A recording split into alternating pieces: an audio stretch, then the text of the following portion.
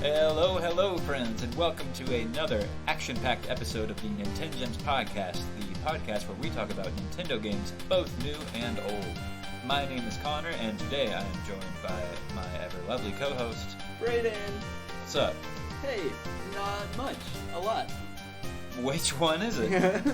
Well, time has passed, as always, since we've been here. Yeah, we took our winter break after our big summer break. We've been playing a lot of stuff in our spare time recently, but there has been something that's dropped pretty recently, Unexpectedly. Unexpectedly, maybe. It's gotten a lot of... People have been looking forward to it for a long time. Mm-hmm. It's got some real diehard fans. Especially of the franchise as a whole, but people have been looking forward to this particular iteration in the franchise for a long time. Not without its share of controversy, but Brayden, what did you think of Harry Potter Hogwarts Legacy? I have not touched it yet. I am, of course, joking. We're talking Metroid Prime Remastered this episode. Yeah, that was a great lead-up that he did not warn me about ahead of time. And, I don't know. I hear decent things about Hogwarts, though. Yeah, I'm sure, whatever. It's cool. I don't know. Maybe not. I'm not touching it. Yeah, I was going to say I have not touched it with a 10-foot pole, and encourage you not to either. It's for so many reasons. But Metroid Prime Remastered, you're right. Very unexpected. We got it announced and dropped within the same day, just like a couple weeks ago. Yeah. Part of the reason we're here out of nowhere is because we were so inspired by the drop. It interrupted whatever we were playing at the moment. We both swore we were going to wait for the physical release, which as of recording is tomorrow. But we both downloaded it immediately, and so... Couldn't stay away. Yeah. It was mostly everybody... When I was watching the Nintendo Direct where they announced it live, and I was like, oh, that's cool, but I'm really glad they're dropping a physical edition. I'll just wait for it. Like, no problem. But I just was watching everybody else, like, online post about it and have fun with it and posting everything that's new about this remaster. And I was like, oh, man, it sure does look cool. And look good. Look good, yes. I don't know where you want to start with it, but I mean, I feel like one of the easiest lead-in points is the fact that it's remastered. Right, yeah. I think we can tackle this from two different points, which is Metroid Prime as a game, and this version as a remaster. I guess it's been re-released before on the Metroid Prime trilogy for Wii, but it didn't get quite the labor of love and the fresh coat of paint that this did.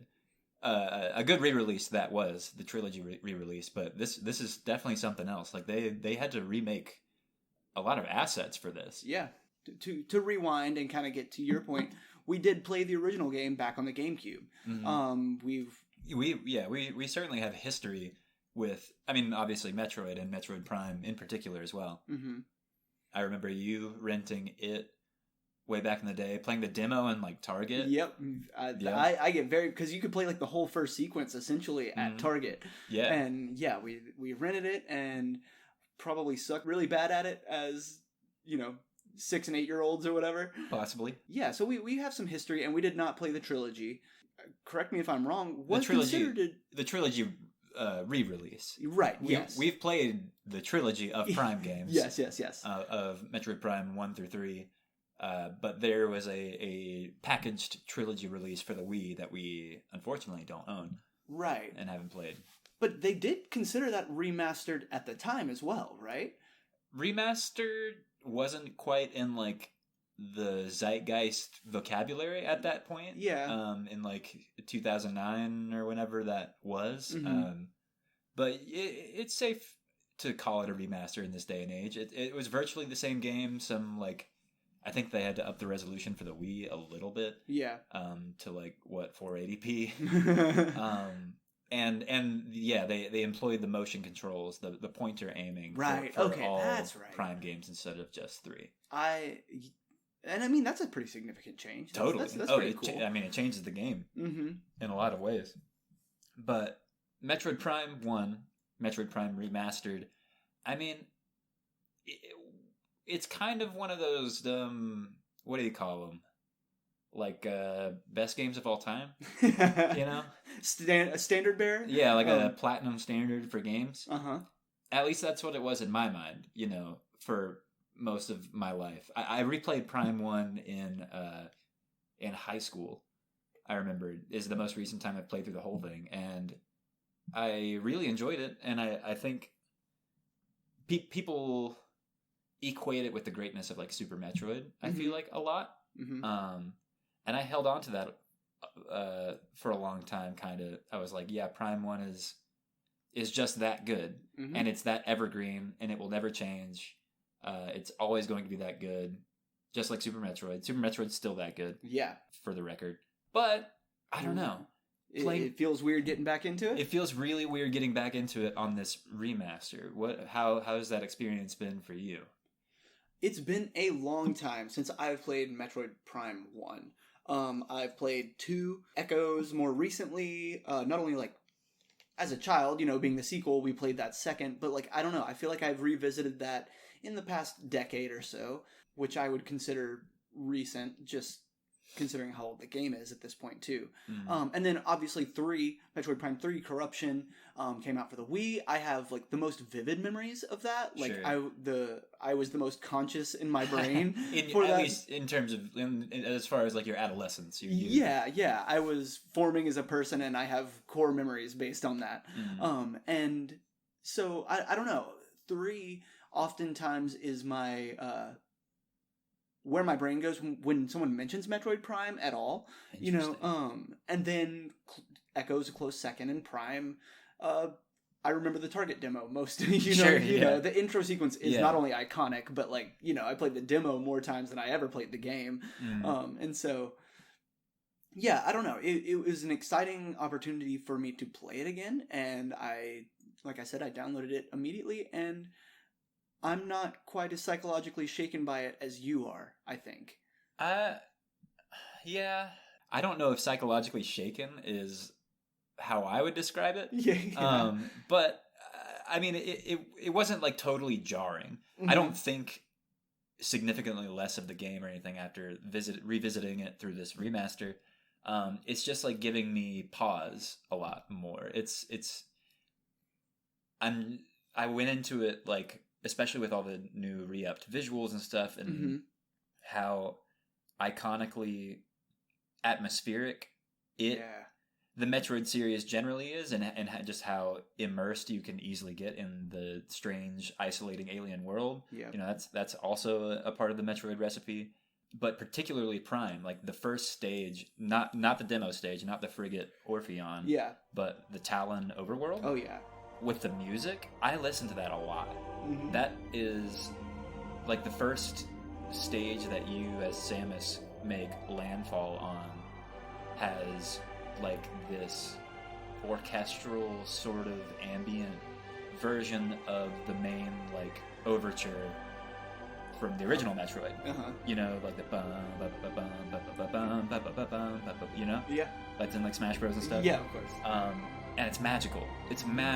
And then you can move your camera around, and you can look up, and the rain splatters your visor, and it's pouring off of your arm cannon. And and that's the thing, is for a GameCube game, gorgeous. Incredible. Such flawless, amazing, incredible atmosphere for such an early GameCube game. But even with the fresh coat of paint on this remaster, it didn't hit the same. It didn't not hit. It didn't hit poorly. They didn't fumble the ball or anything, but it just like it didn't hit the same. The magic wasn't quite there. I guess it would just like take a full blown remake or something, because it almost feels like a hardware thing. But we can get into the ins and outs of the remaster in a little bit. I want to talk more to start with about like the game itself, the structure, and the minute to minute. What's going on in Metroid Prime, because we haven't really talked Metroid on the show all that much. I don't think, did we even have a Dread episode? We did not cover Metroid Dread, which came out a couple years ago. Was a big deal because it was the first mainline Metroid game following like the canon storyline from the Metroid games. After like a few decades of Metroid existing, and like a couple dozen games, this was Metroid 5, canonically. Yeah. Which was a big deal. But no, we didn't do an episode on it. Mm-hmm. Shame. Maybe we'll revisit it someday. You played it, right? Oh, totally. Yeah, okay. You as well? Yeah, I beat it, for sure. Yeah, me too. Yeah, we should definitely visit it someday. Mm-hmm. Yeah, all that being said, Metroid is one of Nintendo's obviously most important legacied and historic franchises. Mm-hmm. Samus, chick in the red armor with the arm cannon. Yeah. Iconic. I don't know. I mean, how much introduction does the series really need, honestly? We can boil it down to like kind of the core elements that go into a Metroid, what is a mainline, quote unquote, Metroid game. Right. Which is different than Prime. It's different than Prime, but it's part of why it makes Prime so special. Sure. Metroid into Metroid 2 into Super Metroid, that's Metroids 1 through 3. Mm-hmm. They're all side-scrolling platformers, side-scrolling shooting platformers. A little bit like Mega Man, like we recently covered, but they're about exploration rather than like short linear courses like a Mario game. They're huge, interconnected worlds with doors and labyrinths and you generally work with a map from the start, and you are carving out that map and like learning the rooms as you go. Exactly, yeah. Unless if you're playing the original Metroid, you're drawing that map yourself in real life, buddy. Good luck. But yeah, Super Metroid, which is to this day again considered one of the best games of all time, rightfully so. By far one of the most influential games of all time. The Metroidvania genre that we have invoked more than once on this show. Super Metroid helped pioneer that. And just like exploration and atmosphere in video games in general. They're also generally action-based games, in addition to like all the exploration and like the immersion of the world. They're always quick, fast-paced action shooters. There's skill involved. I know Metroid Dread, you felt like it was pretty brutal, right? It was pretty tough. Yeah. Oh, yeah. Absolutely. But they've always kind of been like that. If you think back to it, with a bit of a learning curve, each one is stylistically, a little bit different. Like I want to say it was probably Super Metroid where you could aim diagonally, right? Yeah. So like they've expanded on the mechanics as well. But these are all side scrollers where. Platforming, action, and exploration are kind of the three primary gameplay mechanics at work here that make it what it is. And Metroid Prime came at a time where 3D, I mean, relatively speaking, it's 2023.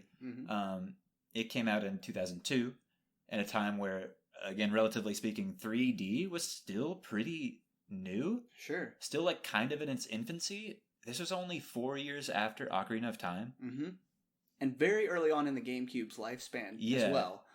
Maybe not launch window, I guess. I think 2002 might even be wrong, but I'm pretty sure that's when it was. But you're right, early in the GameCube's lifespan. So Nintendo was still getting their bearings on this new hardware, this new, how to capitalize on that 3D experience. How to push it, how to push the hardware, and boy howdy does this game, we've already touched on the atmosphere, but like for a GameCube game, like some really excellent world building and atmosphere crafting. But yeah, in 1994 is when Super Metroid came out, and there wasn't a Metroid game at all until this one, if I recall correctly. I think Metroid Fusion and Metroid Prime came out simultaneously came out, I think. Metroid Fusion being Metroid 4. For the Game Boy Advance. Following the more, quote-unquote, traditional style of side-scrolling, shooting, exploration. And Metroid Prime bringing the whole thing into 3D. Not just 3D, not just like the jump from 2D to 3D for Mario or Zelda, but they brought Metroid into a first-person shooter, which is really bold. But really it feels bold. So right in execution. I like it. I think they brought it to life very, very well. It's unreal how natural it feels. Mm-hmm. How natural of an evolution of the gameplay it feels. That's the miracle of Metroid Prime, is like that first stage, that demo stage that you played, the Frigate Orpheon, mm-hmm. it's the level that serves as the tutorial for the main game before Right. it drops you into the big open world, is iconic. You know, it mm-hmm. teaches you all the right moves. It teaches you how to explore its world, how to move around in 3D, how Samus works. Mm-hmm. The game, another fun fact, is that this game came out after Halo. With Halo 2001? Yeah. Mm-hmm. Halo, for all intents and purposes, like, revolutionized, if not, like, outright Defined, invented, you could even say, sorry GoldenEye, mm-hmm. Invented the console first-person shooter, sure. Control scheme, if nothing else. Mm-hmm. And Metroid Prime, still, like, coming out the year after, just made its own rules with that. Yeah. Like, it uses tank controls, which is, it's tough to explain in 2023, but you don't strafe with the left stick. You move back and forth using up and down on the left stick, but left and right turn your character. Yeah. Instead of strafing and using the right stick to look around. Mm-hmm. Left and right look around, and up and down move you forward and backward, a la a tank. Which you use in tandem to get where you need. Yeah, but it is a typically outdated play style. Outdated's a pretty good word for it, I would say. By today's standards, it's weird going back playing this game on the GameCube. Mm-hmm. It's an adjustment, but it feels right because it's what the game was originally designed for. Sure. And we'll touch on the controls when we talk more about the remaster part of it too. But yeah, the fact that was the decision made, mm-hmm. I think is very impressive because of considering it's the C stick. It's not you don't use it. Some games don't employ it at all. It was never really considered to be a movement stick, in my opinion. For some like third person games, maybe it'll move the camera around the character or something. Mm-hmm. But games tried to do that, like to varying games that were often for the PlayStation 2 and the Xbox mm-hmm. and the GameCube. Those consoles have the right stick, a better right stick, frankly. But so they would try to translate those controllers for the GameCube release mm-hmm. of X game to mix results. Mm-hmm. But that's what I appreciate about Metroid Prime, is that it didn't try to make the C-stick feels weird. The C-stick is not a proper right stick, and it didn't try to make it one. Mm-hmm. Instead, it found a way to use the unique GameCube controller layout to its advantage. Mm-hmm. That big ass A button. Yeah. That you can just like smack it as many times. It feels so good. Uh-huh. And the triggers. Click clack. When you're locking on with the L uh-huh. or aiming with right, that just feels good. It feels natural. Yeah. I think they did something really special with the controller by not making it free-looking right stick camera movement. Mm-hmm. But in addition to translating how Samus feels and controls to 3D, let alone in first person, the world structure and that labyrinthine nature that I mentioned earlier, translating to just huge, like, interconnected 3D environments mm-hmm. is really incredible. And really impressive. They hold on to the combat, like mm-hmm. which is I don't know, to a degree. It's something we should discuss, whether that is a good 1-to-1 Super Metroid Prime, ratio there. Mm. But even the concept of having to retrace your steps, multiple times, which is a very Metroidvania trait, revisit the areas you've come through with the new item that you've acquired, and then you're able to take a separate side path that you probably noticed the first time but couldn't access. Yeah. And so that's the Metroid experience. Yeah. It feels very good. For better or for worse, they basically just like copied Super Metroid's homework. Yeah. not in the way that Sonic Frontiers copied Breath of the Wild's homework, but in a way that Metroid Prime actually, like, to, as the kids say, understood the assignment. Look at you. Yes. Hello, fellow Zoomers listening to this podcast. And Metroid Prime was the only wheel that it had to reinvent was how to make Metroid work in 3D. Otherwise, it, like, pretty much to a T sort of just carries over everything that's going on in Super Metroid into Metroid Prime. The suits that you unlock, all the abilities are kind of just like the same thing that were in Super Metroid, but it was like, how do we make this work in 3D? Right. And then, like, new stuff, new ways to explore that didn't start arriving until, like, Prime 2 and Prime 3. Sure. Prime 1, I mean, the Morph Ball, let alone, you know, that's a whole different thing, sort of. It's a whole it is your character's transformation into the tiny little roly ball. Yeah. And I mean, the camera zooms out. It's no longer first person for, you know, obviously, for obvious gameplay reasons. You know, you need to see where your little ball is going. But yeah, it feels right being able to roll in a circle. In 3D. And it has physics, like, really a very robust, dedicated physics engine to it, I guess.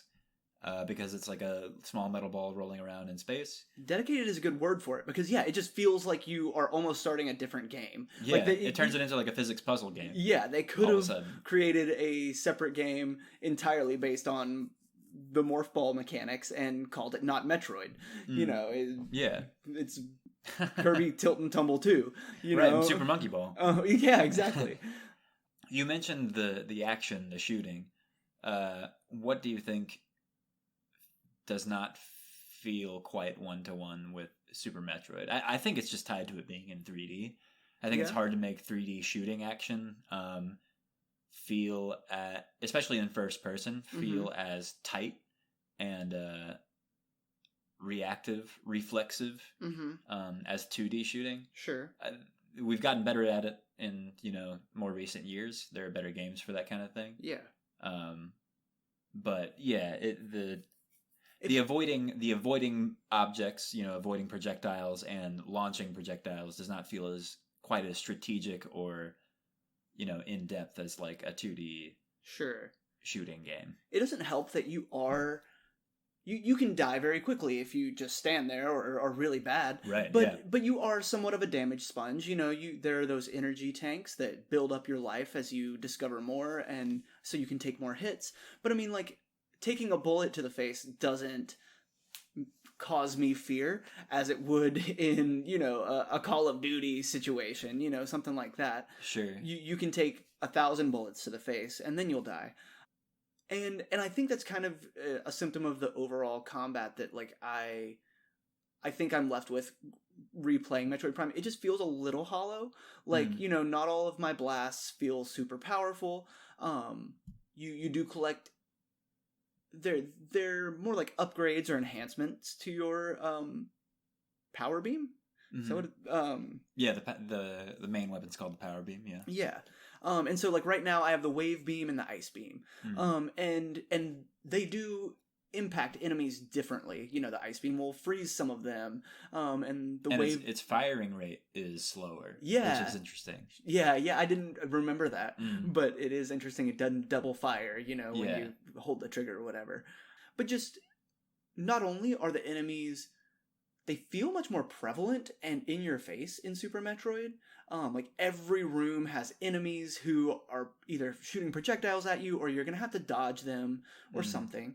And Metroid Prime feels a little more empty on that side of things, but also just, it feels like they got the exploration side down so well, but some of the combat just doesn't feel exactly right, and kind of like it doesn't entirely matter. Like, you know, you've always had missiles, but like, I find plenty of missiles, and, you know, one missile will generally deal with, like, the smaller enemies, and so, like, I think it does what I like about Metroid games is that it ends up being like a hardcore action experience at one point or another. Yeah. Because if you haven't, it rewards you for that exploration. If you haven't collected those energy tanks or aren't collecting those missile expansions, that are scattered throughout the world, then come the final boss fight, you're gonna be in trouble. You know, the moment to moment combat with regular enemies, like throughout the regular rooms,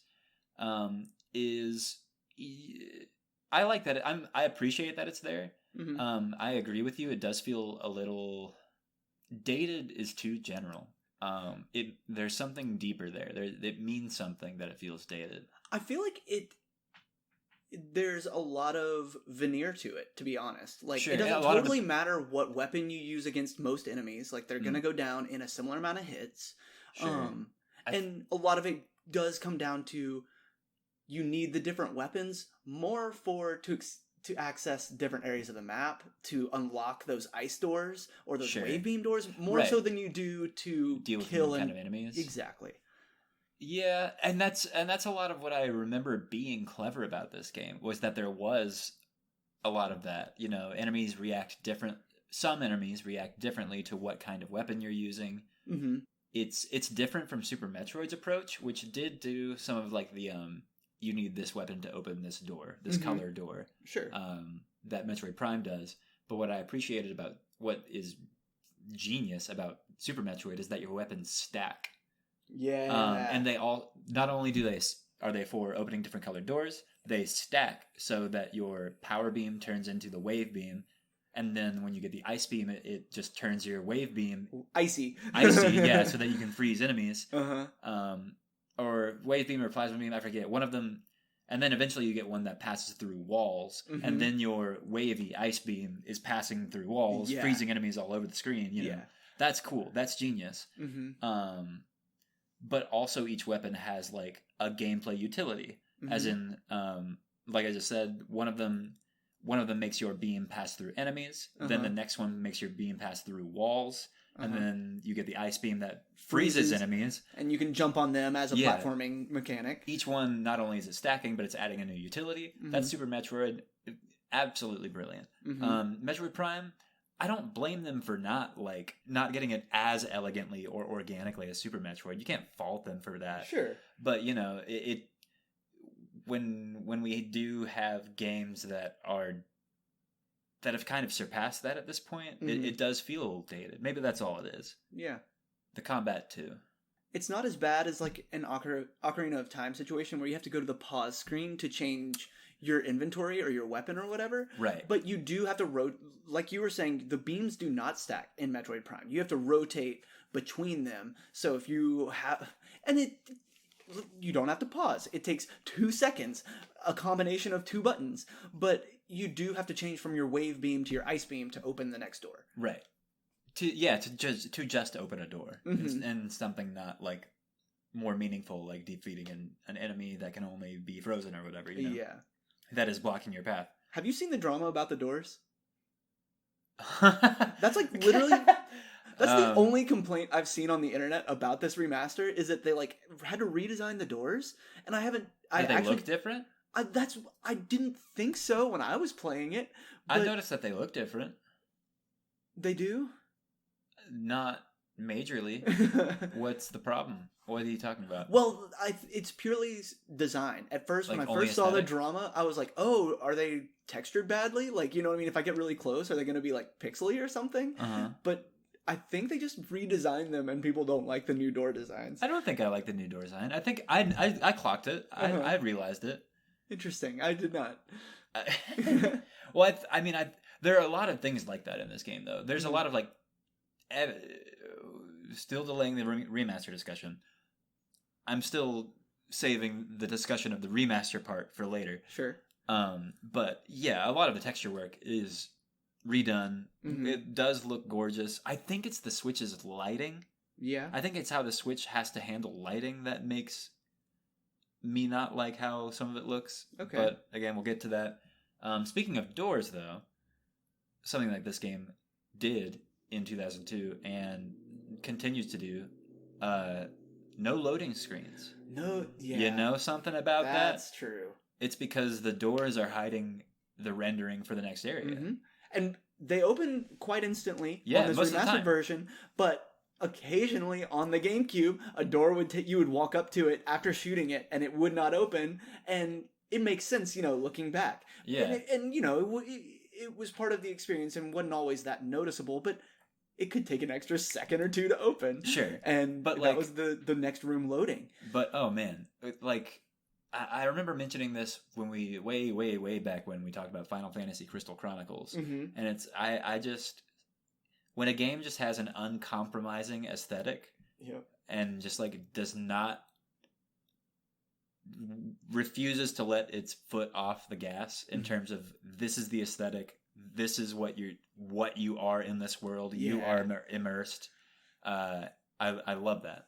That's my favorite. And Absolutely. Metroid Prime, and that's my memory of Metroid Prime is like you are in the visor of Samus, and even when it goes to third person, the cuts are natural. Yep. It's like well directed. So that it's not like confusing when you're in first person and all of a sudden it just like flashes to Samus standing in front of you. Sure. And like when you turn into the morph ball and then your camera goes through the back of Samus's head to get you back in first person. How even like the hints that the game gives you are given within the parameters of Samus's visor. Yeah. The scanning. We haven't talked about the scanning. I was hoping to get to that. Yeah. You mentioned being in Samus's visor. Yeah. And scanning is one of like my most fond memories of playing Metroid Prime, period, and it's funny.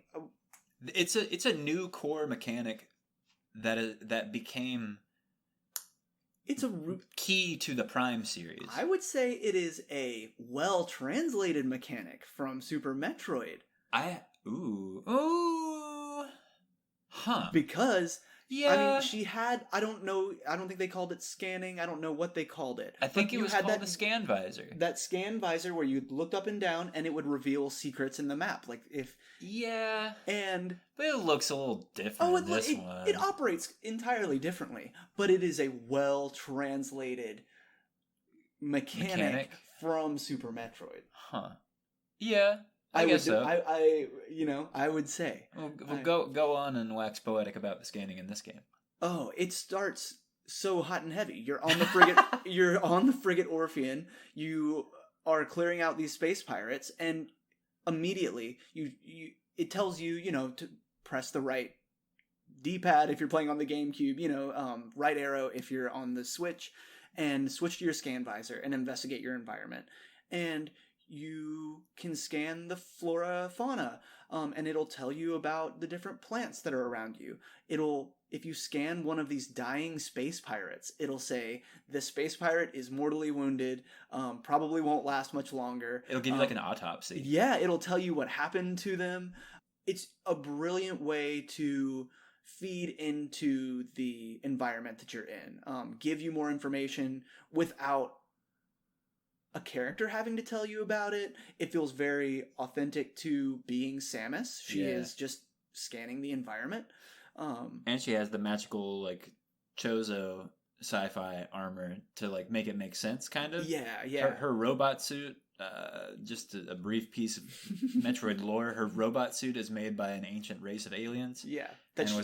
She's the chosen one. She was raised by them for some reason.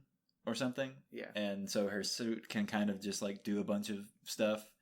I did have the thought while playing this remastered version, it would be neat if there was an audio input for the scanning on this. Okay. Because I know Samus is not stopping to read what the scanner says. I know she's hearing it, or it's some neural implant in her brain. She just gets the information. Well, okay. I had a critical thought path with that too. So what made the scanning feel special and why I think it worked so well on the GameCube is because the GameCube, everything was obviously lower spec. Like everything had a little bit more abstraction to it because it couldn't be as, like we were just saying, it doesn't look as vivid as we remember it. And as long as graphics are going to be like not that good, there's going to be like that layer of abstraction, or if graphics are going to be dated. And I think the scan really helped with that generation of graphics. Define what you were looking at. Yeah, is like, what is that thing on the floor? It's like, this space pirate is dead. It's been emulsified or whatever. Yeah. And I think the scanning helped in that regard. Or it's like, what's this weird floating thing, and it's like, this is a species of thing. It's releasing gas and it's poisoning you right now, or whatever. You know, it helps with that layer of abstraction. It helps define it. Whereas with this remaster, when everything is a little more clearly defined, or like the lighting is better, the textures are better, everything's more visible. The scanning can feel a little redundant. It can feel, I thought it felt disruptive. Interesting. And I'm with you that it's like, oh, the obvious choice is do audio logs. But then I was thinking about the immaculate sound design of the game, but also like the frenetic action at times. And I'm like, I don't think I could focus on it. I don't think I would like audio log either. Yeah. The scanning might be one of, aside from the controls, might be the thing that bothers me most about this remaster. That's interesting, but what about like the almost necessitous necessary, I think is the word. Possibly. The almost necessary function of scanning to learn where to go next. You're in this room, you have all the upgrades, and you need to look around and see, what corridor am I supposed to bomb? Or what what electrical source do I need to power on? You know, at times I have relied on it, you know, and because there's that little marker on when you're doing the scan function that lets you know this is something you can scan. Sure. And so, on a number of occasions, I've relied on that to, I will visibly scan the room with my scan visor on to see what to scan. I will look around the room. You'll look around the room with your scan visor to see what points are scannable. Yeah. If my visor detects anything abnormal. I think it is. It's obvious, you know, a good comparison is like the detective vision in Batman. Sure. In the Batman Arkham games. Yeah. It's a proto, maybe even more elegant version of that. Elegant only because like it's within Samus's visor. The world, like, you know, the in-game world reason for it being there makes more sense to me than Batman's detective vision. It also uses it much more liberally than any Arkham game ever does. It's just even the process of interrupting mid-combat to scan an enemy. To see how to beat them. Yeah, to see its biology and like what weaknesses it has. Felt weird and a bit disruptive. It was like, I'm going to scan this enemy while like dodging its bullets. Without fighting back, you know? Sure. It felt strange. But then I don't know. And it's kind of a slippery slope of thinking, because then it's like, well, that's just your play style. You can kind of role play it. If you want to play it as an action game, you can do that. If you want to play it for the world building, you can do that too. It's your choice. Yeah. And that's pretty smart. You know, that's Dark Souls-y in a way. The lore is there if you want it. I don't know. The scan visor is interesting. That's funny. I feel like that's going to be our biggest like disagreement here. Because But I've always, again, in my memory, I've always loved the scan. Scanning is the coolest part of Metroid Prime, and that's something that I remember my first hour or two of Metroid Dread took me some adjustment, because I was not expecting the high octane action game that it was. I was expecting something more, a little slower paced, a little more world buildy, atmospheric, like Metroid Prime.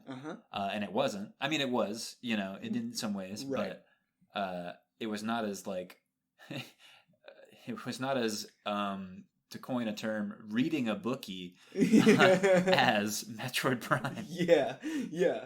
I will say, as I estimated to you earlier that I'm about halfway, I think. And I've noticed myself scanning less, needing it less. Sure. I mean, the Talon overworld area where it drops you is very everything left and right. Well, and it's organic. Like, there's lots of different enemies. There is like fauna that you can scan and get some details on, and from there, like, you go to the lava world, and it's not like it's, you know, there's nothing to scan there. Right. When you're in like the space pirate base, you know, there's lots of computers you can scan and like read their notes and stuff, which is awesome. And the writing, the writing for all the scan entries is so good. Yeah, it's so good. It's just like very within character of whatever race is typing the notes, or the lore, Right. Well, because some scan entries are like, here's what Samus's data is on this creature, and some are, like you said, like when you're invading a space pirate base, you can read their audio logs, and then it's, you're reading an entry from the point of view of a space pirate, and you can tell the difference of voice sometimes. Yeah. It's just really good, hard sci-fi writing and world building, because like it's got like the star dates and like all like the sci-fi, like the in-universe terminology, but it's also written in a palatable enough way that it's not like reading Dune or something. It's a Nintendo game. Yeah. And yet it's got this really cool sci-fi world building. I love the writing. I love scanning. I love reading it. I love reading it. It's just weird, and it's just weird in the middle of doing. It's like I love it all, but like you can only scan the gameplay stuff. Yeah, I want to scan if they're really gonna make it like that cool, I want to scan everything. I want a full encyclopedic flora and fauna list. I want to scan this leaf. I want to know what it's for. I want to know if it's used medicinally. Yeah. It's going to have to go Breath of the Wild with it. I ended up underwater at some point, and there was this pretty little school of fish. Yeah, and you couldn't scan it. I couldn't scan I know. I know what you're talking about. Insignificant fish that you were just, you couldn't even shoot them or anything. It's 2002 on the GameCube. Like, I got to cut it some slack, but... But do 2 and 3, are they more elaborate with the... I guess it is your research log. I think so. I mean, again, it's based on my memory, but I've played Prime 2 more recently than Prime 1. At least the GameCube versions, and I think it got better with it. Yeah. I don't know. I don't remember. Again, those are typically more core memory for me as well when I think of Metroid Prime, and I do... I don't know. I do recall being able to scan lots of different things and learn so much about the world of Metroid and whatever planet Samus was tearing through at the moment. Yeah. Man, I love it's all flavor, man. It's a flavorful, juicy, tasty world in this game. And I love reading how the space pirates talk about Samus. Yeah. It's awesome. They're like, the hunter. Yeah, they're so like, afraid of her. Yeah, they hate that amazing. Bitch, dude. And Ridley is just a mess. And I love the way they talk about the Metroids, too. We haven't even talked about what a Metroid even is. We're talking about Samus. Metroid is not Samus's name. This is a Zelda situation. Yep. Zelda is the guy in green. Metroid is the gal in the orange robot suit. But I mean, quick more Metroid lore. The Metroid it's based on the xenomorphs, the alien from Alien. Yeah. Technically, design wise, like when they were developing Metroid, that's like kind of what it's based on. But the Metroid is a species of alien that like is parasitic and like nigh unstoppable. More indestructible as the games have gone on. I guess so. Did I say indestructible? Because I meant destructible. Oh yes. Yeah. Like they were seen as just these self-reproductive. Like they were unkillable. Yeah. And I mean in Prime you blast them to bits and stuff. Right. And this like the space pirates, the antagonists more or less of the Metroid series, they want to use the Metroids as like bioweapons, Sure. They want to engineer them. Yeah. They want to tame them. That's like why they're collecting them. And it's funny, some Metroid games, if I'm not mistaken, you'll never even see a Metroid. Totally. Like, oh yeah.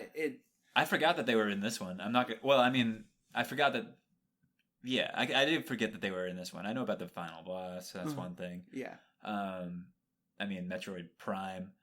Well, we haven't even talked about the story of the Metroid Prime thing. The phase-on and all that. Sure. The Metroids being a galactic threat, space pirates being a galactic threat. Metroid Prime is about the space pirates discovering another substance called phase-on, which is like basically just like ultimate corruptive radioactive waste, space waste. That kind of turns you evil, though. It's more like corruptive, less like When you said that, I thought of like corrosive, like it'll eat you away, but like corrupted. It makes you like it's evil, evil space goo. Yeah. And they're like the space pirates are like, let's inject the Metroids with this and make them more powerful. Yeah. And then you get Metroid Prime. I am learning a lot about from the Chozo notes. Like the Chozo, like you said, they're the ancient race, and we're on one of their planets, and one of their like home worlds. Or I think they explicitly say they colonized this part of the planet. Okay, interesting. But I think they're like kind of like hermetical. Yeah. Or whatever. Is that really a word? Hermetic? Yeah, something like that. Sure. But seeing their artifacts and their ancient logs about the Phazon and how it has corrupted this, it's on the way, and then oh no, like our bugs are starting to like turn evil and shit. Totally. And then they're gone. Like, I don't think we ever see a Chozo. No. Well, you see their ghosts. Spoilers-ish. No, yeah, I've made it that far. That's kind of my last talking point about the game itself. But I do want to touch on, in addition to your scan visor, going back to that, being used for scanning enemies and used for scanning pirate logs, the ancient race, the Chozo, that gave Samus her suit and raised her, also have their own logs and stuff. And they refer to the Phazon as the Great Poison. That has like corrupted their planet, and has made them all like die. And it's also great world building for why all the fauna and the flora, for that matter, all the stuff in the world is like trying to kill you. So aggressive. Yeah, it's so hostile. Is because of the Phazon corruption. Yeah. It's also just so well written. It's so cool. The Chozos sound more like spiritual and religious. They're like, it matter. Our son, they call Samus something else, the Chosen One or whatever. Yeah, I want to say almost like Chosen One. Anyway, I read one of the coolest ones last night. They were like, time is irrelevant to us. Yeah. We see forward and backward, and we look into the waters, and some of the waves wash away and never come to fruition, but it matters not. Like, we will take our destinies as they come. Yeah. I don't know. Like, some of them can see what's coming, and they're just like, well, it's unavoidable. This is our fate. Yeah. Yeah. I don't know. But just so beautifully written. Good sci-fi world building, man. Yeah. That just like is smack dab in the middle of your running and literally rolling around as Samus. Mm-hmm. So we're both playing our way through this remaster. Mm-hmm. Neither of us have finished this yet. Do you remember the Chozo ghosts and the Chozo artifacts? The ghosts as in the enemies that we fight? Yeah. I don't recall. I enjoyed running into them because I thought it was cool. I finally had to go back to my regular power beam to actually defeat them. Okay. I liked that. It made the power beam feel like it had a point again. But no, and the artifacts, I mean, when you say the artifacts, do you mean the 12 that you have to like collect or whatever? Yeah. So I mean, yes and no, I guess. I don't know where you're going with this. It's so the point of the game is to collect those 12 Chozo artifacts. Sure. But you can't really get all of them until you've collected all of your equipment, all of your upgrades and stuff. Yeah. Like I'm just thinking when I think of backtracking, you might have the worst in front of you. Because you're going to have to go back and like run around the world quite a bit. Visit each end of each map that I've already explored. Yeah. To finally fight the boss that's hiding that artifact. That's the main thing that I remember strongly disliking about playing it in high school. Mm-hmm. I was just playing it kind of how it guides you, I suppose, which is you're just getting your new equipment. You know, it's telling you where your next piece of equipment is, kind of is guiding you to the next point of interest, so that you keep getting the upgrades, the new beam or the new armor, so that you can get to the next area. But all the while, you're supposed to be thinking in the back of your mind, I've still got to be looking for these 12 Chozo artifacts. Yeah. But I don't know, they're not, I'm still deducing this, so I might be wrong, but I think that they're not super well dispersed. And also definitely not that fun to have to run back around to every area you've ever been at the end of the game to find them all and to fight Chozo ghosts over and over and over. You know. Yeah. That's what I remember, at least. My experience might be different this time now that I'm like actively thinking about it, but this also serves as a warning to, viewer, listener, but also you specifically. Yeah. Don't forget about those artifacts. Yeah, right. Does that make sense? Do you know what I mean? Yeah, absolutely. I mean, if I'm understanding what you mean correctly, yes, I'm going to end up going and revisiting, like you said, each corner of the map that I've already been through to get probably, yes, a piece of equipment, but then there was one extra room that I couldn't access yet. Yeah. And then, so 5 hours later, once I get 10 pieces of equipment down the line, right. I'm going to be able to revisit that same chamber where I fought that boss and go through one last door or two. Right. Yeah, no, I get that. And I had not played as much Metroid ever, especially 2D, like until Dread came out. And that is when I went and finally beat Super Metroid. And so, I mean, I have the flavor for it now. Mm-hmm. It does all feel just a little bit slower in 3D. Like, totally. There's a lot more just traversal and the platforming. If you're in a vertical room, you know, it is a chore. Does not give the sense of love I have for it. It's just methodical. Yeah. It's a little slow. It's still action, you know. It's still action exploration and platforming and shooting, but it is not as snappy as 2D Metroid or more modern 3D action games too, but I do feel like it is intentional and methodical. Yeah, that exploration, sure, or that like traversal. Do you remember the boos in Luigi's Mansion? Yeah, like the collectible boos, essentially. Yeah. Like there were 50 of them or something like that. Yeah, and you have to do that. Yeah, that's basically what this is. Mm-hmm. It's one of those things. Yeah, or like the Triforce pieces in Wind Waker. That's a different beast. Not really, but I don't know. All that to say, don't forget that one door. Do that sooner than later. That one in that boss before you go too far. About. Yeah. Do you feel like the hints they give are efficient enough or not enough?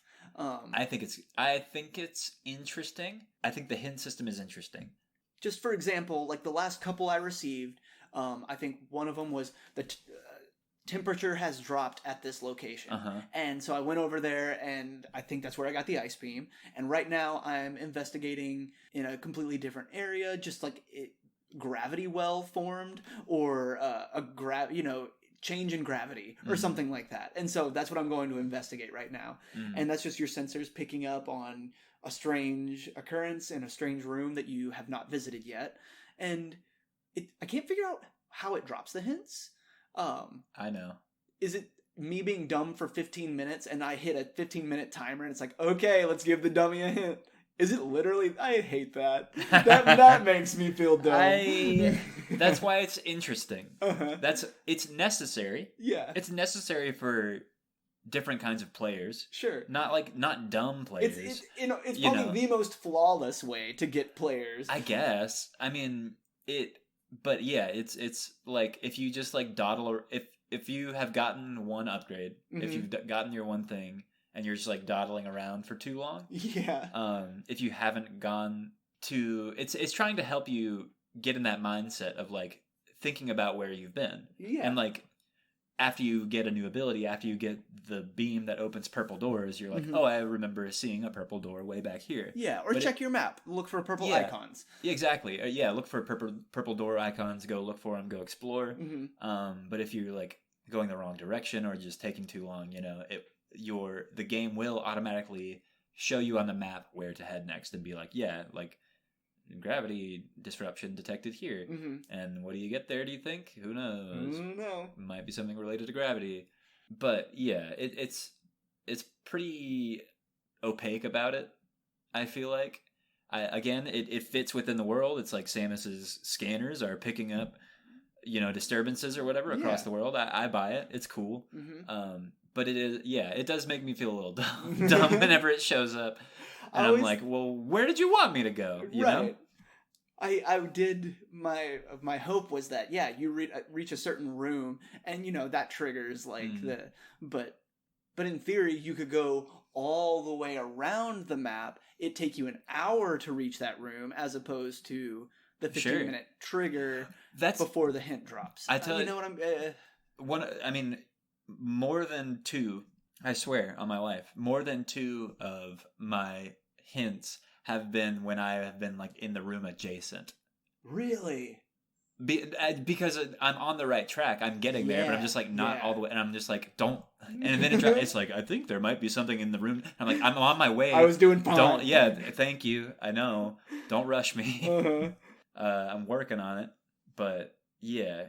Interesting system. Mm-hmm. Dated could be done better. It could be done better. You said flawless earlier. I don't know. Well, I did say flawless, but foolproof perhaps is like the better term for that. I'm glad that there's something. Mm-hmm. I mean, in Metroid Fusion, the Adam, you're like a full-on like navigator character. Mm-hmm. Your Navi, straight up just tells you head to this area whenever you're done with an area and like marks it on your map. From the get-go. I don't quite remember what Dread system was. No, I don't know. Super Metroid is obviously a lot more like good luck, pal. Yeah. I don't know. Yeah, altogether foolproof. Mm-hmm. I'm glad it's there.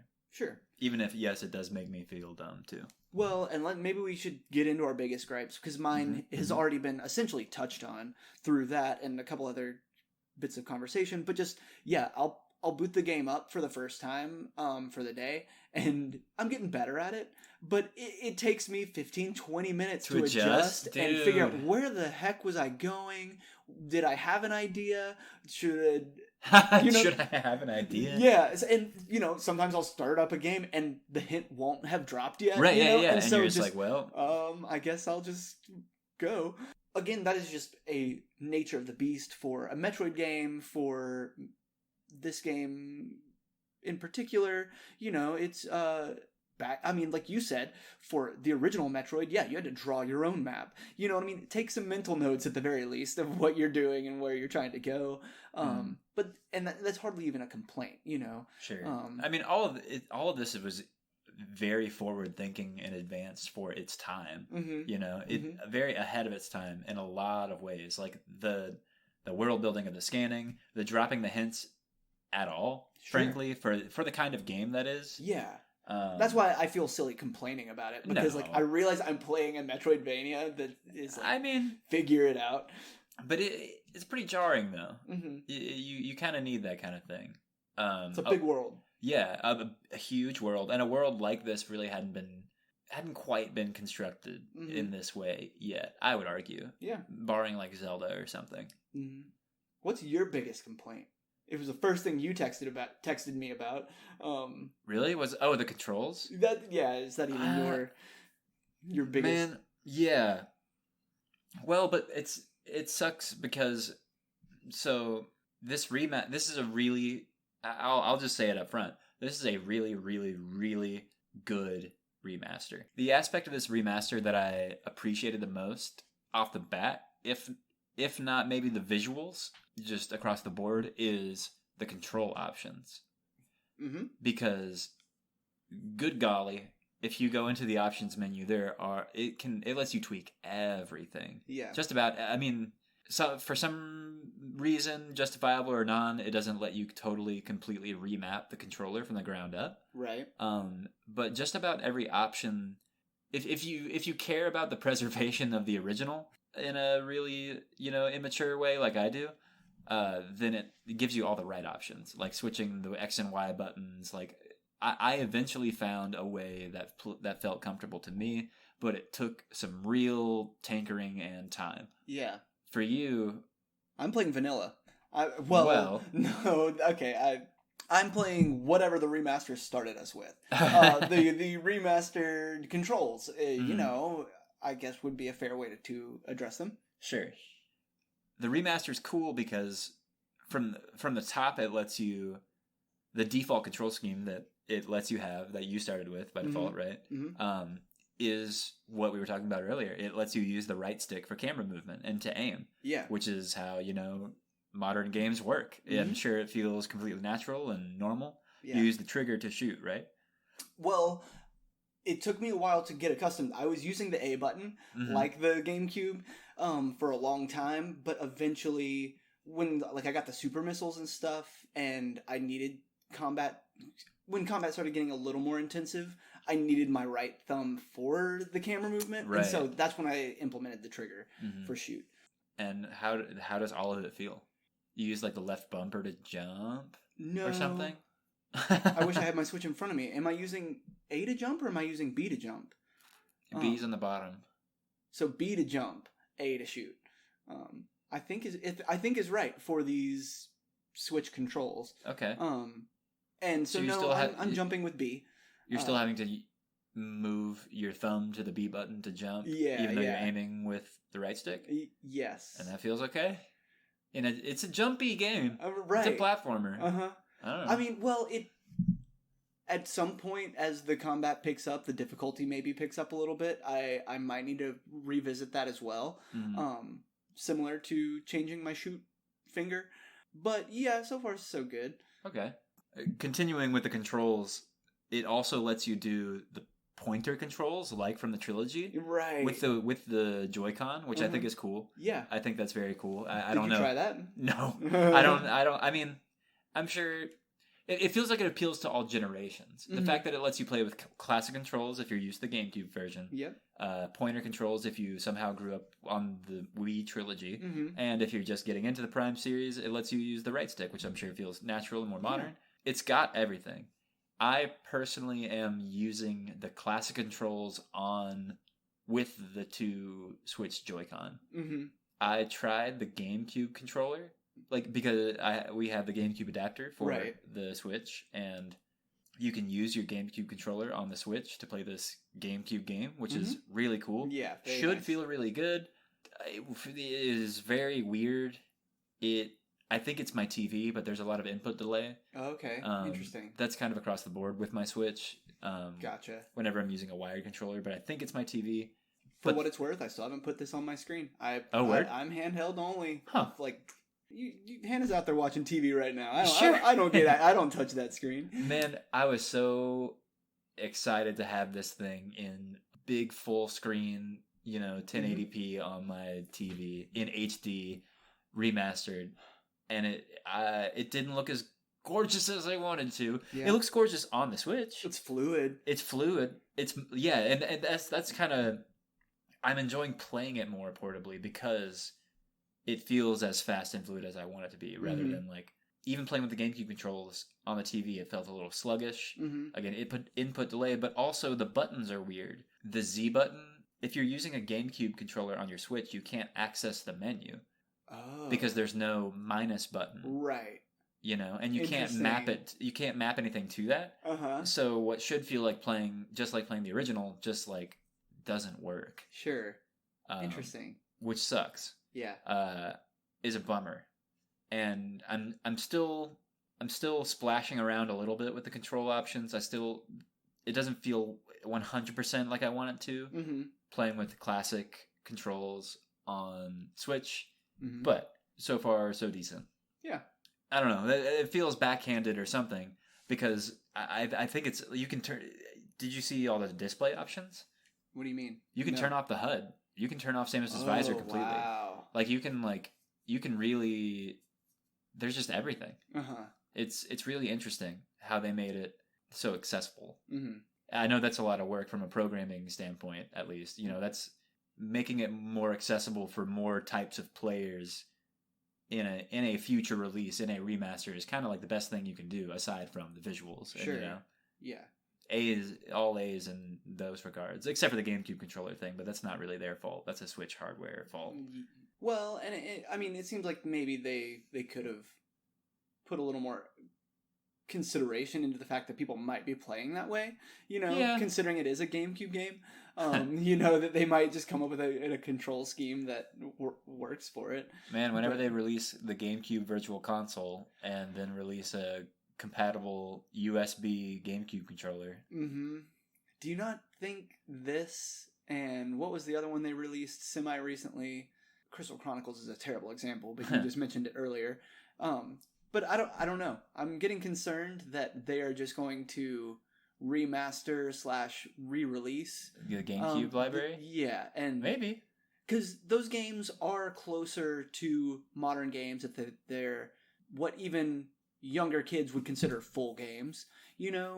Something that Nintendo could package up and resell as individual titles. Whereas at the time of the N64, a lot of them, they're in today's regards, just mini games almost, or typically more easily packaged together. The price feels better for a subscription model or something. I don't know. Does this worry you at all about a GameCube Virtual Console? A little bit, yeah. The Baiten Kato's remaster that they announced in the same Nintendo Direct, maybe more so, worried me. I don't know. I mean, well, if this is going to be the case, then for the love of God, give me Wind Waker on my Switch already. Sure. It's time for me to replay it. Put Wind Waker HD and Twilight Princess HD on there. Let's get the ball rolling. Totally fair. Hurry up. Pokemon Coliseum, Pokemon XD. I don't know. Yeah. If this is really the way they're going, obviously it takes work. This is a very meticulously done remaster. It wasn't just like a hack job. Sure. I don't know. Definitely wasn't a cash grab. No. By any means. No. It was probably an apology for Metroid Prime 4's delays, a little bit. Which is my next topic of which is my next topic of conversation, unless we have more to say about the remaster. No. Apology for Metroid Prime 4 accepted. And I think you're right. Yeah. I think that's kind of been on everyone's tongues since Metroid Prime 4 even was announced in the first place. What, 2017 or something like that? Man. Yeah. I think people have been well, if they're going to release a fourth one, then they need to re-release 1 through 3 so we can play them on this, right? Sure.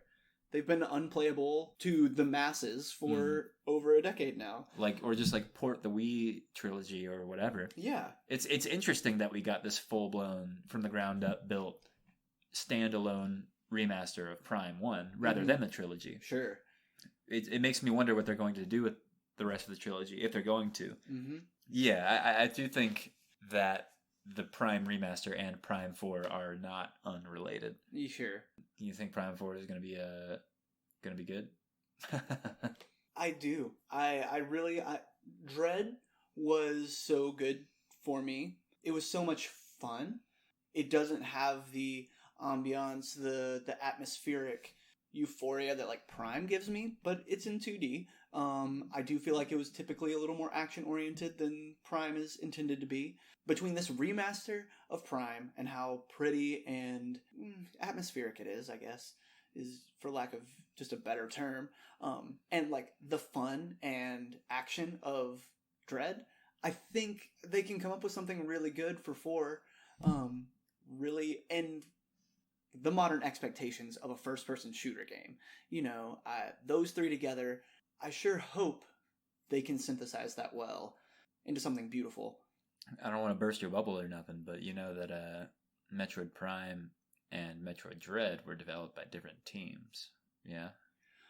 Now that you say that, different developers. Completely. I had not had that conscious thought, but I do think I know that, but I'm not going to keep this in, but the consultation is there, okay? You know what I mean?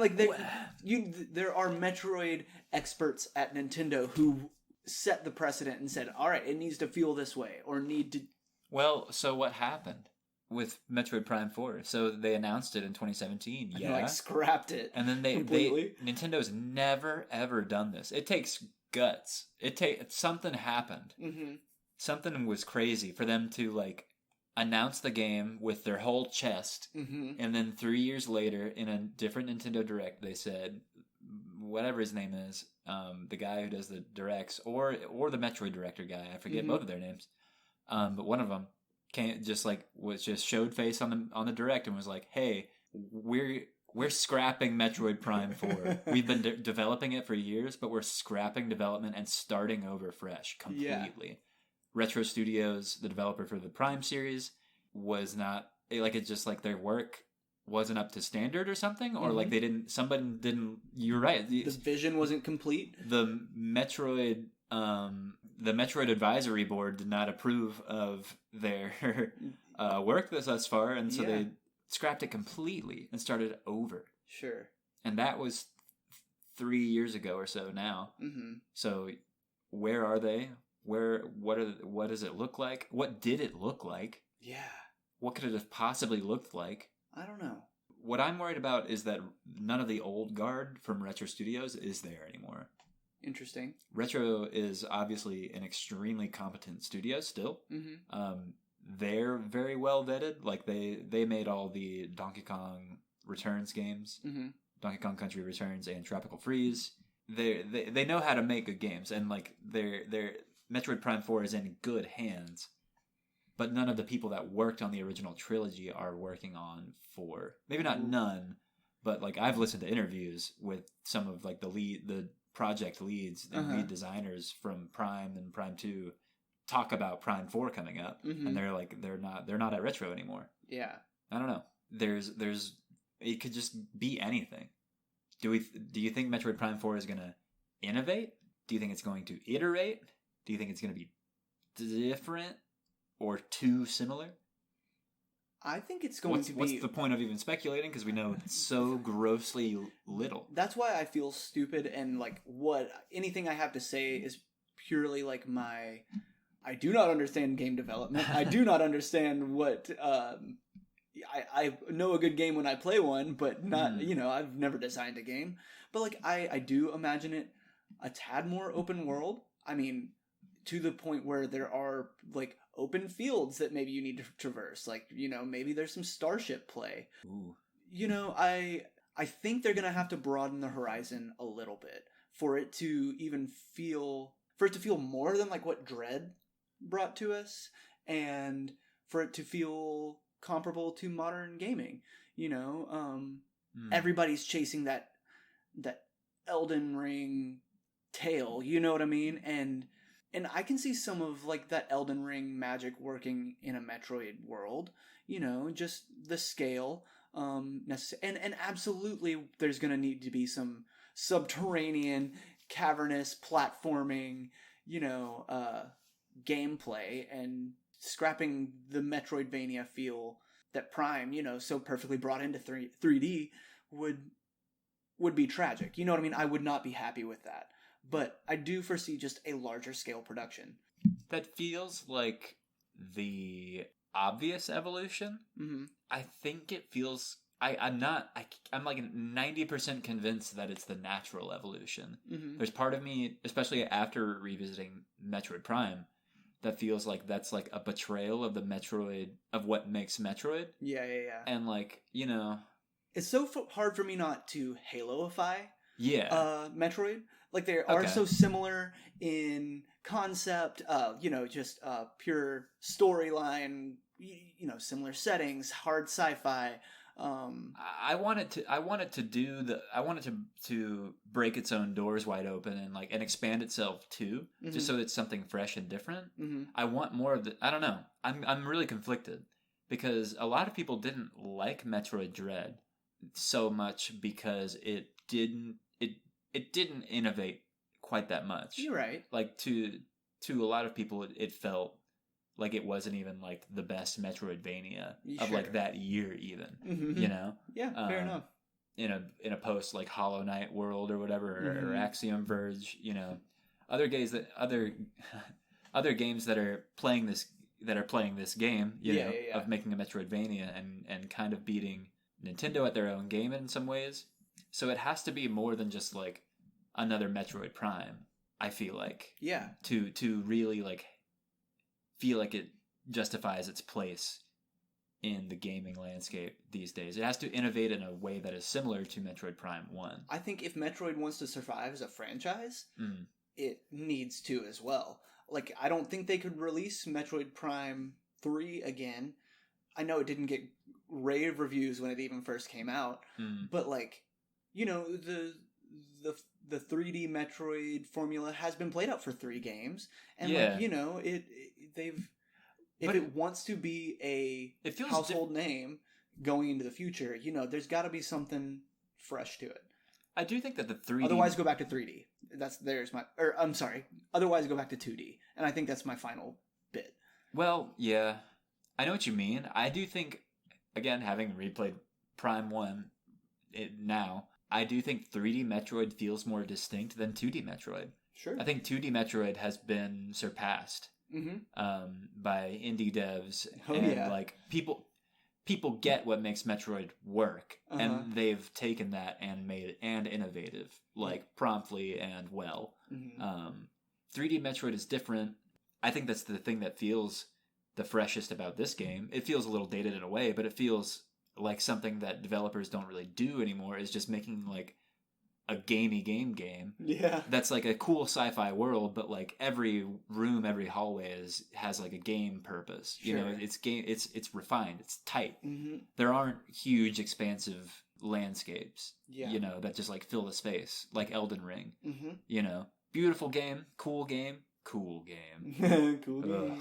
But expanses for the sake of what? To look pretty and to have a horse to ride around because Breath of the Wild. Metroid doesn't need that. I would be interested to see how it would do that, but I'm scared. It feels like the stakes are high. I don't know. Part of me, almost equal part of me, just like wants them to make another good, tight Metroid Prime 4, but that's harder. That's almost a harder challenge, is to just like do it again, but better. But but just like keep making it that good. They scrapped development. I don't know. Maybe it was there. Maybe they made it open world. Maybe it wasn't the move, and then they decided, let's just make a Metroid game. I don't know. It's and we know nothing. We know yet we know like one of the most telling things that we could ever know about a game's development is that it was scrapped from the ground up. Like years into development. Like Nintendo Something just went like wrong. I mean. Or just didn't feel right, Right. Something did not feel right. We don't know that there was an inciting incident or something. Yeah, that's not what I meant. Something about like the way the product was nearing its completion was just disapproved of, which is just unheard of. Yeah. I mean, it happens a lot in game development, even at Nintendo, a lot of games start as like tech demos or pet projects by employees, historically, famously. But something high profile like the return of a legacy fan salivated over series. I don't know. Stakes are high. Yeah. Metroid Prime Remastered. What do we think? I give it 2 thumbs up. I'm having fun. Yeah. Give it a shot. Yeah. It's $40, which is pretty goddamn cool. They could have charged $60. It would have been very Nintendo to charge $60 for. And I think people still would have chomped at the bit. Yeah, definitely. Yeah, and well deserved. Undoubtedly. I know we both probably would have paid $60 for this to play it on our Switch really pretty, and but we didn't have to. I feel like per capita, I've generally been a little more negative towards it than positive. But I mean, I don't know, man. It is like a wonderful experience, an immaculately constructed game. It's not its fault.